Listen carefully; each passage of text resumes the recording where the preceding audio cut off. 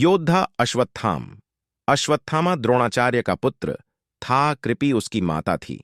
पैदा होते ही वह अश्व की भांति रोया था, इसलिए अश्व की भांति स्थाम शब्द करने के कारण उसका नाम अश्वत्थामा पड़ा था। वह बहुत ही क्रूर और दुष्ट बुद्धि वाला था, तभी पिता का उसके प्रति अधिक स्नेह नहीं था। धर्म और न्याय के प्रति उसके हृदय में सभी प्रेरणा नहीं होती थी और न वह किसी प्रकार का आतताईपन करने में हिचकता था। उसका बचपन बड़ी ही कठिनाइयों के बीता था। उसके पैदा होने के समय द्रोणाचार्य बहुत निर्धन थे। उनके पास अपनी पत्नी और बालक के पालन पोषण के लिए भी पर्याप्त धन नहीं था। दूध के लिए एक गाय तक नहीं थी। एक दिन अश्वत्थामा बहुत भूखा था। उसने अपनी मां कृपि से दूध मांगा। कृपि बालक की हठ देखकर दुखी होने लगी और वह उसको किसी तरह से बहलाने पुचकारने लगी, लेकिन अश्वत्थामा हठ पकड़ गया। अंत में कृपि ने चावल धोकर सफेद पानी बालक को पीने के लिए दे दिया। अश्वत्थामा यह जानता ही नहीं था कि दूध और पानी में क्या अंतर होता है। उसने दूध समझकर उसको पिया और उसमें से कुछ को बचाकर वह आर्षि पुत्रों को दिखाने के लिए गया।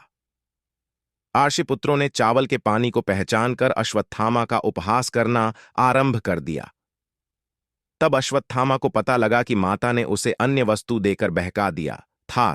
वह जाकर कृपि की गोद में रोने लगा। कैसी असह्य वेदना हुई होगी कृपि को उस समय, जबकि उसने निर्धनता के कारण अपने पुत्र से ही छल किया था। बाल्यावस्था के पश्चात यौवनावस्था तो अश्वत्थामा की पूर्ण वैभव के बीच कटी थी। द्रोणाचार्य को द्रुपद का आधा राज्य मिल गया था। फिर वे पांडवों और कौरवों के गुरु हो गए थे, जिससे उनको अपार द्रव्य मिलता था।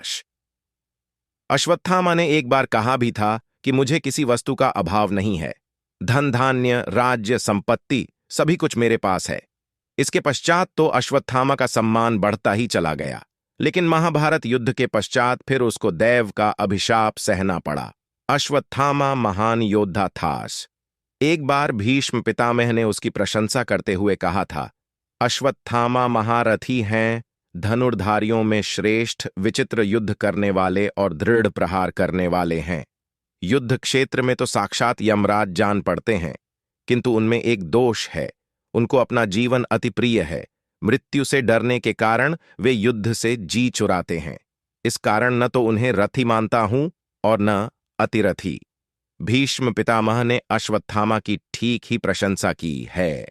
सचमुच वह इतना ही शूरवीर था, लेकिन मृत्यु से डरने वाला कहकर भीष्म ने उसके चरित्र पर धब्बा लगाया है, जबकि वह इतना डरपोक भी नहीं था जो मृत्यु से डरता हो।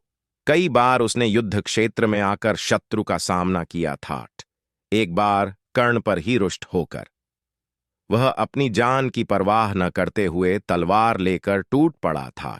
एक समय की बात है, कौरवों ने विराट की नगरी पर आक्रमण करने का विचार किया। उस समय बहुत से